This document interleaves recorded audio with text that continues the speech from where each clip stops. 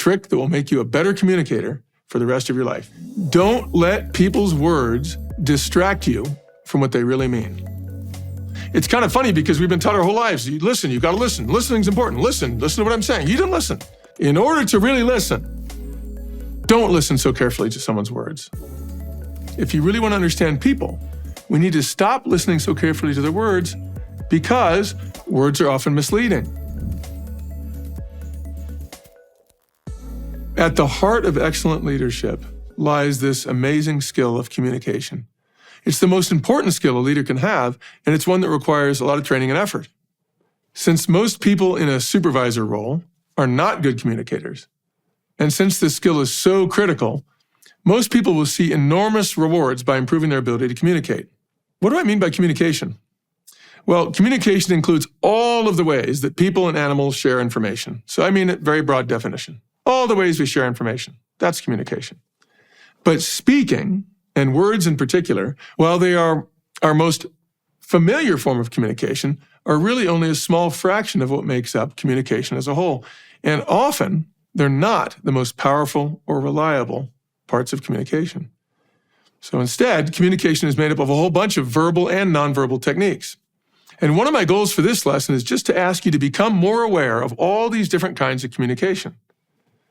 Verbal communication, for example, includes words, the cadence with which you speak them, the pace, the volume, the space between words, pauses, silence, laughter, tone, and the choice of words.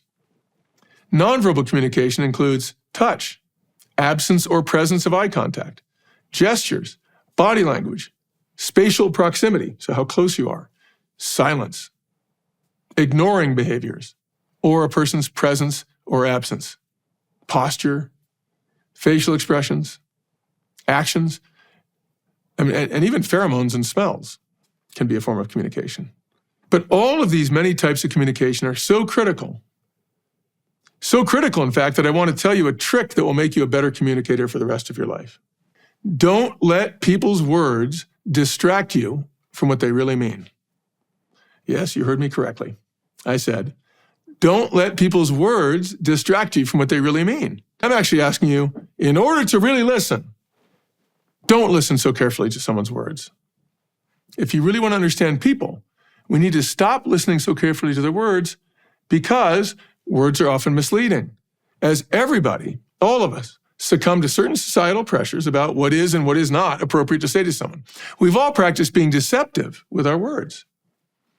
Just give you some examples. It's because it's not deceptive in some hostile way, but it's just sort of make society run smoothly. But for instance, pretending to have a good day or to be happy. How are you doing? Oh, I'm good, when maybe you're not. Thanking someone for a gift that you don't even like. Oh yeah, thank you, it's really nice. Yeah, I like it, but maybe you don't like it. But you get good at saying that. Oh, thank you so much. Oh, it was wonderful. Favorite thing I've ever seen. Okay. You get good at that. Okay. Even if you're not a liar, you get good at being deceptive in some ways to make things go smoothly and to be polite and so forth. It's not a bad thing, but it's something you need to be aware of. But, people are not so skilled at being deceptive with the other nonverbal forms of communication. So the other methods are much more reliable to really listen to or to look for, because it's not all through your ears. You're going to see some of this too, of course. When you ignore someone's words in favor of really listening, and then respond not to their words, but to what they're actually communicating to you, it's very powerful. You get immense credibility when someone knows they can't bullshit you because you're really listening. You're looking deep into their heart and soul, way beyond their words. It's almost as though you're reading their mind. They can't help but respect you when they know that you're paying such careful attention to what they're saying, when they know you're understanding what they really mean. Even if they didn't really want you to understand what they mean, you're understanding what they mean. And this causes them to feel seen, valued, and understood. They feel affirmed. It catches them off guard, but in a good way. When I was CEO of Chipotle, I developed quite a reputation. So I'd go into these restaurants. I'd talk to, like I said, 25,000 people. And a lot of times when I would sit down and talk to someone who I'd never talked about before, they'd tell me, oh, I've heard there's no point trying to bullshit you. I heard it so many times. And to me, that was an immense compliment. It meant that they knew I was there to really listen and that I really cared about getting the truth, understanding what was really going on with them. And let me give you an example. when I did these restaurateur interviews at Chipotle, I'd always sit down with the entire team one-on-one and ask a lot of questions, okay? So for instance, I might ask someone, if I'm sitting down with a crew person, I might say, so how do you like working with your manager? I mean, it wouldn't be my first question, by the way. I'd ask lots of questions to get to know them, ask them about their life, ask them where they live, where they come from, how they liked it here, how they came to get their job at Chipotle, whatever.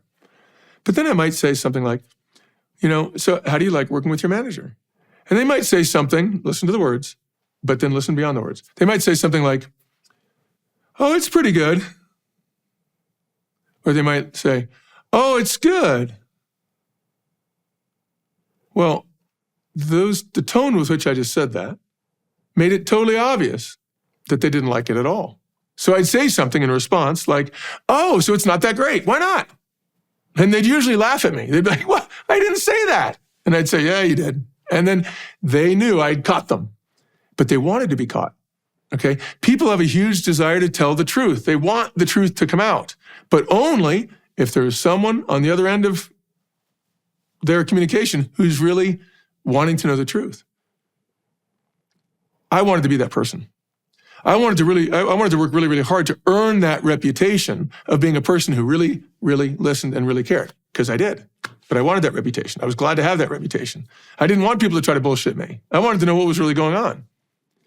And again, when you really, really listen like this, people feel seen and valued and understood and loved. And that's what everyone in the world wants. They're flattered that you care enough to really want to know what's in their heart. But this work of really listening, it is work. It requires attention. It requires presence. It requires vulnerability, like a sense of openness, like you're ready to listen. You're ready to watch. You're ready to really be attentive. It requires you to be observant. And it requires intense curiosity. And it requires your cell phone to be off, okay? And the ringer off, and maybe turn it face down, or just put it in your briefcase or your pocket or your purse or whatever. Get it off the table. You can't be distracted and still listen effectively. You can kind of listen, but you can't listen super effectively if you're distracted. Next time you talk to someone, watch for evidence that their words are not conveying what they really mean, and call them out on it, okay? Could be as simple as, hey, how are you today? How are you doing? Good. Well, that means they're not that good. Call them on it. Hey, it doesn't sound like you are that good. What's going on? Can I help you with something?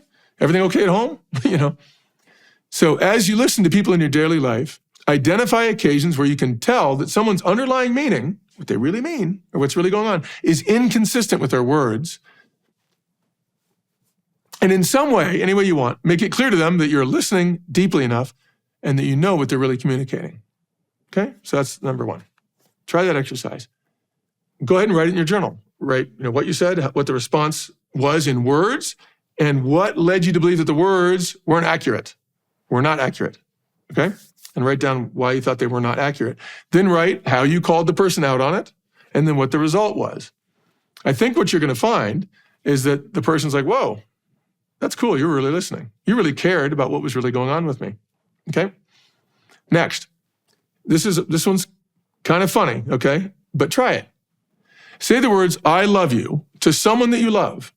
Okay, but say it as a question. Okay? Try it. It would look like this. I love you? Maybe like that, okay? Try that and see how they respond. The point you're going to see is that the words I love you are obviously very flattering, loving words, right? People like to hear that, at least from people they want to love them, okay? They're nice words to hear, but if they're said as a question, they're not nice to hear. And the person will be like, you'll probably get a look from someone that's pretty curious. Write down who you said it to, write down what their reaction was. Okay, last exercise, and please try this one, even though it's a little bit nerve-wracking. Pick someone who has a moment to sit down with you, okay, a minute, and look at them in the eye without speaking for a whole minute, okay? So before you do this, you'll tell them, hey, I've got this exercise I want to do. Let's sit down. I just want to look at you in the eye, and you look at me in the eye for 1 minute. The only rule is we can't speak, okay? And just look at them in the eye. Watch what happens, okay? Do this for a minute and watch what happens. Is it possible to avoid communicating with them while you're looking at them in the eye? Go ahead and journal and write what happened during that minute. What feelings did you have? Was there a tendency to want to look away? Did somebody giggle? Did somebody sort of smile? Like, this is weird, The point is, looking at someone in the eye, tons of communication is taking place, even without words, even without tone or intonation or anything, just eye contact. And what this brings up is the point that it's really almost impossible to not communicate. Almost impossible. So go ahead and write in your journal what your experience was with that.